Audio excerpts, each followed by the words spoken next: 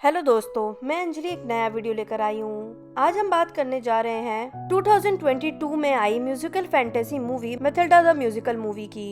हालांकि मैथिल्डा के ऊपर पहले भी कई मूवीज आ चुकी हैं जो बेसिकली 1988 में लिखी नॉवेल मैथिल्डा के ऊपर ही थी और सबकी कहानी भी ऑलमोस्ट सिमिलर ही रही है, थोड़ी बहुत चेंजेस के साथ। तो मैथिल्डा द म्यूजिकल की कहानी शुरू होती है मिसेस वर्मवुड से, जिसे पता ही नहीं होता है कि उसे बेबी होने वाला है, और मिस्टर वर्मवुड, जिसे उम्मीद थी कि ये लड़का है, बहुत दुखी होते हैं जब उन्हें एक लड़की होती है। जिस कारण जहाँ सभी पेरेंट्स अपने बच्चों से बहुत प्यार करते होते हैं, इस बेचारी बच्ची से उसके माता पिता दोनों ही बिल्कुल भी प्यार नहीं करते थे और उसे बोरिंग, बेकार कहते थे।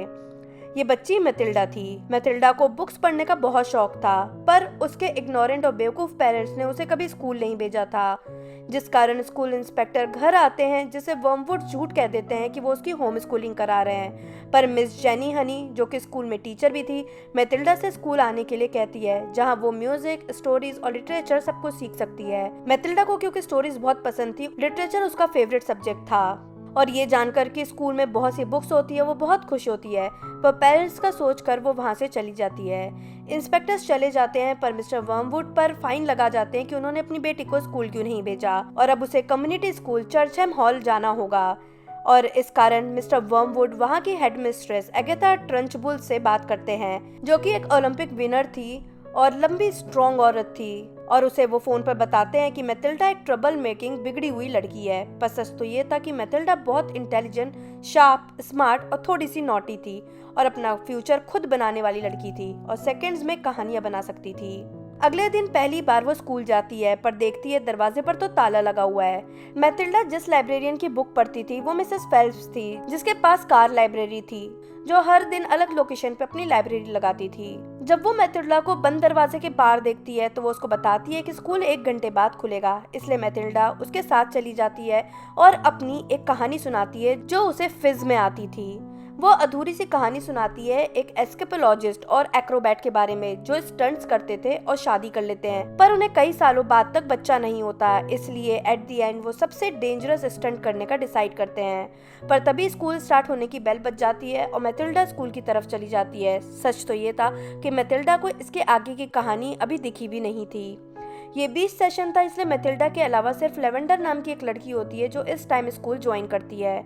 ऑब्वियसली वहाँ पे बहुत सारे बच्चे होते हैं, जिसमें बुली लड़की से लेकर के इनोसेंट बच्चे तक होते हैं, और प्रीफेक्ट्स और बाकी बच्चे दोनों को बताते हैं कि ये स्कूल किसी हेल जैसा है, जहाँ सभी ट्रैप्ड हैं, और हेडमिस्ट्रेस एगाथा टाइम को लेकर कुछ ज्यादा ही पंक्चुअल है। मिस जेनी की क्लास होती है जहाँ वो बोर्ड को पॉलिश करने का कहती है, पर मैथिल्डा उन टफ मैथ्स क्वेश्चंस को सॉल्व कर देती है जो बोर्ड पर लिखे थे और बड़ी क्लास के थे।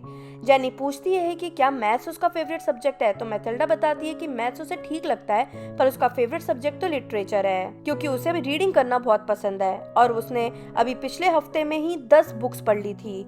जेनी समझ जाती है कि मैथिल्डा एक स्पेशल चाइल्ड है, इसलिए वो सीधा एगाथा के पास जाती है, जहाँ एगाथा कहती है कि उनका मोटो है कि चिल्ड्रन मैगट्स होते हैं, जिनके साथ कीड़े जैसा ही व्यवहार करना चाहिए और उन्हें तमीज में रखना चाहिए। और मैथिल्डा के पिता ने तो उसे पहले ही बता दिया कि वो एक गैंगस्टर टाइप है, इसलिए वो उसे सुधार देगी। पर हिम्मत करके जेनी कहती है कि मैथिल्डा एक जीनियस है और उसे 11 साल के बच्चों की क्लास में डालना चाहिए, न कि 6 साल वाले बच्चों की क्लास में। पर एगाथा साफ मना कर देती है कि रूल्स का एक्सेप्शन किसी के लिए भी नहीं होगा। वहाँ क्लासमेट्स अब मैथिल्डा के फैन हो जाते हैं कि कैसे उसका दिमाग इतना तेज है, यहाँ तक कि एक लड़का ये तक कहता है कि वो अपने दिमाग से टेलीकाइनेटिक कर सकती है। पर एगाथा ये सुनकर खुश नहीं होगी। वो तो बच्चों, खासकर स्मार्ट बच्चों से नफरत करती है, यहाँ तक कि सब बताते हैं कि वो बच्चों को ओलंपिक्स के हैमर थ्रो के जैसा उठाकर फेंकने से लेकर उन्हें हर तरह से टॉर्चर करने का काम करती है, जिसे वो चोकी कहती है। मैथिल्डा को विश्वास नहीं होता कि टीचर ऐसा कर सकते हैं, पर तभी उसका क्लासमेट नाइजल डरता हुआ आता है कि उसे उस बात की सजा मिलने वाली है जो उसने की ही नहीं है। इसलिए मैथिल्डा दिमाग लगाती है और हेडमिस्ट्रेस से उसे बचा लेती है, पर चोटियां बनाने के लिए हेडमिस्ट्रेस अमेंडा को उठाकर घुमाकर फेंक देती है, यानी बच्चों की कही बातें सच निकलती है। मैथिल्डा मिसेस फेल्प्स को आगे की कहानी सुनाती है कि शो का दिन आ जाता है, पर एक्रोबैट की इविल सिस्टर, जो ओलंपिक हैमर थ्रोअर थी, उसके सक्सेस और ब्यूटी से जलती थी, और वही उनकी इवेंट मैनेजर भी थी। पर जिस दिन वो खतरनाक स्टंट होना था, शो को कैंसिल करने का अनाउंसमेंट कर दिया जाता है, क्योंकि फाइनली एक्रोबैट प्रेग्नेंट हो गई थी। सब बहुत खुश होते हैं, पर इविल सिस्टर वो कॉन्ट्रैक्ट याद दिलाती है जिसके अकॉर्डिंग उन्हें ये एक्ट करना जरूरी है, क्योंकि उसने ऑलरेडी पोस्टर्स एंड पब्लिसिटी में बहुत ज्यादा मनी लगा दिया था, वरना वो उन्हें जेल भिजवा देगी। इसके बाद मैटिल्डा फिर घर के लिए निकल जाती है, क्योंकि उसे इसकी आगे की कहानी पता नहीं थी, और मिसेस फेल्स हमेशा की तरह उसे अलग लोकेशन बताती है कि अगली बार वो कहाँ मिलेंगी। अगले दिन स्कूल में लंच ब्रेक के दौरान जेनी आती है और कहती है कि वो इस मामले को अब अपने हाथ में ले रही है, और मैटिल्डा को अब वो ज्यादा एडवांस बुक लाकर देगी और उसे पढ़ने में वो उसकी हेल्प भी करेगी। मैटिल्डा बहुत खुश हो जाती है और इमोशनल होकर जेनी को हक कर लेती है, पर एगेथा ये देख लेती है और वो मैटिल्डा पर उसका केक चुराने का आरोप लगा देती है। पर केक तो ब्रूस ने चुराया था और उसके बर्फ से एगेथा को पता चल जाता है, इसलिए वो एक बड़ा सा केक मंगवाती है और उस छोटे से ब्रूस को उसे पूरा खाने का कहती है कि अगर वो उस केक के आखिरी टुकड़े तक को खा जाएगा तो वो सबको माफ कर देगी, वरना सभी को सजा मिलेगी। ब्रूस जो कि खाने का शौकीन था एक्चुअली पूरा केक खा जाता है, पर फिर एगेथा कहती है कि वो तो पनिशमेंट का फर्स्ट पार्ट था, सेकंड पार्ट अभी चौकी तो बचा ही है। मैटिल्डा रोकने की कोशिश करती है कि उसने कहा था कि अगर ब्रूस पूरा केक खा लेगा तो वो उसे कुछ नहीं करेगी, पर वो एगेथा को रोक नहीं पाती। उसे बहुत गुस्सा भी आता है, इसलिए वो नेक्स्ट डे लाइब्रेरियन के पास जाती है और रिवेंज सेक्शन के बारे में बात करती है और आगे की कहानी सुनाती है कि एक्ट शुरू होता है और एस्कोपोलॉजिस्ट को 12 सेकंड में अपनी वाइफ को बचाना होगा, जिसमें उसे खुद को केज के अंदर से हैंडकफ से आजाद कराना होगा, और वाइफ जिसके ऊपर आग लगा दी जाएगी और उसके सिर पर डायनामाइट होंगे और वो शार्क से भरे टैंक के ऊपर से आएगी, उसे एस्कोपोलॉजिस्ट को बचाना होगा। एक्ट शुरू होता है, एस्कोपोलॉजिस्ट अपनी वाइफ को ऑलमोस्ट टाइमली बचा लेता है, पर डायनामाइट के फटने से उसका केज फिसलता है और उसकी ग्रिप लूज हो जाती है और एक्रोबैट का हाथ छूट जाता है और वो कई फीट की ऊंचाई से गिर जाती है, जिस कारण उसके सारे बोन्स टूट जाते हैं। उसकी बच्ची किसी तरह तो बच जाती है, पर एक्रोबैट की जान चली जाती है। एस्कोपोलॉजिस्ट इतना सीधा होता है कि अपनी वाइफ की इविल सिस्टर पर उसे कभी शक ही नहीं जाता और बच्ची का ध्यान रखने के लिए वो उसे ही अपने घर में ले जाता है, और वो इविल आंट बनकर बच्ची से सारे काम करवाया करती थी और उसे टॉर्चर करती थी। पर उसके साथ क्या क्या हो रहा है कुछ भी उसके पिता को कभी भी पता नहीं चल पाया था। मैटिल्डा सारे कैरेक्टर्स और डायलॉग और इवेंट्स अपने रियल लाइफ से इंस्पायर्ड होकर बताती थी। जब वो घर जाती है तो उसके पेरेंट्स उससे भयंकर बिहेव करते हैं हमेशा की तरह, और वो उन्हीं डायलॉग को अपनी स्टोरी में जोड़ती थी। पर वो आगे कहानी बनाती है कि एक दिन एस्कोपोलॉजिस्ट जल्दी घर आ जाता है और अपनी बेटी की कंडीशन देख लेता है। उसे उठाकर वो बेड पर सुलाता है और बदला लेने के लिए निकलता है, पर कभी वापस नहीं लौटता।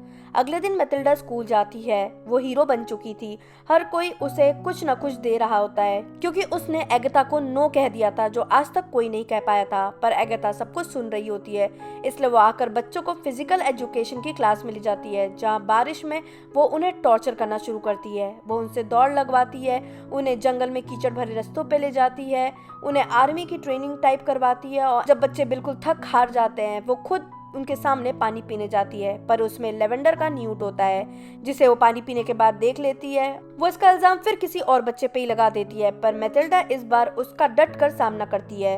उसे क्रूअल, बुली और इडियट बुलाती है। एगेथा को बहुत गुस्सा आता है और वो उसकी तरफ चिल्लाती हुई आती है। मैटिल्डा को भी बहुत गुस्सा आता है और फाइनली वो टेलीकाइनेटिक से न्यूट वाले ग्लास को एगेथा के सिर के पीछे मार देती है। न्यूट उसके निकर में चले जाने के कारण एगेथा वहां से भाग जाती है। जेनी सबको क्लास में भेजती है, पर मैटिल्डा उसे अपना टेलीकाइनेटिक्स सिखाती है। जेनी उसे अपने साथ चाय पर अपने घर ले जाती है, जहाँ मैटिल्डा देखती है कि जेनी बहुत गरीब है, और जब जेनी अपनी कहानी बताती है वो काफी कुछ मैटिल्डा की इमेजिनरी स्टोरी जैसी ही होती है। माँ बाप का नहीं होना, क्रूअल आंट का होना, और जैसे ही जेनी टीचर बनी वो उसके पास एक लंबा बिल भेज देती है, जिसमें उसे हर चीज लिख रखी होती है जो उसने कभी भी जेनी पर खर्च किया था, और एक कॉन्ट्रैक्ट साइन करवाया था कि वो एक एक पैसा लौटा दे। वो ये भी बताती है कि उसे डाउट है कि उसके पिता ने अपना घर उसकी आंट को नहीं दिया था, और उसके जो डॉक्यूमेंट उसने दिखाए थे वो भी नकली थे, और जैसा वो बोलती थी कि उसके पिता का एक्सीडेंट हुआ था वो भी नहीं हुआ था। उसे लगता है कि उसकी आंट ने ही उसके पिता को मरवाया था। और फिर मैटिल्डा को समझ में आ जाता है, और उसके पूछने पर वो समझ जाती है कि जेनी की माँ एक एक्रोबैट थी, उसके पिता एस्केपोलॉजिस्ट थे।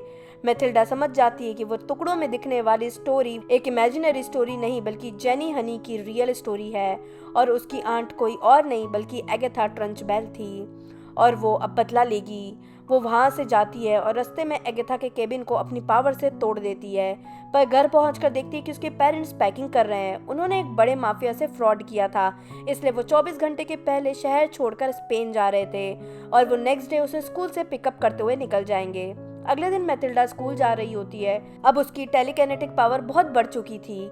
स्कूल पहुंचकर वो देखती है कि झूले टूटे हुए हैं। एगाथा की आवाज आती कि क्योंकि जंगल में किसी ने उसकी प्रॉपर्टी को तोड़ा था, इसलिए अब सबको कॉन्सिक्वेंसेस फेस करना होगा। वो सबको कैंटीन बुलाती है और सबसे स्पेलिंग टेस्ट लेने वाली होती है, ये कह के कि अगर एक भी बच्चे ने अगर अपनी स्पेलिंग गलत बताई तो उसे चौकी दे दिया जाएगा। वो एक एक करके स्पेलिंग पूछना शुरू करती है। क्योंकि 2 बच्चे सही आंसर दे देते हैं, वो जानबूझकर ऐसा वर्ड बोलती है जो होता ही नहीं है और जैसे ही बच्ची गलत स्पेल करती है वो उसे चौकी के लिए आने का कहती है। पर इस बार सभी बच्चे एक एक करके जानबूझकर गलत स्पेलिंग बोलने लगते हैं और कहते हैं कि हमें भी चौकी के लिए ले जाओ।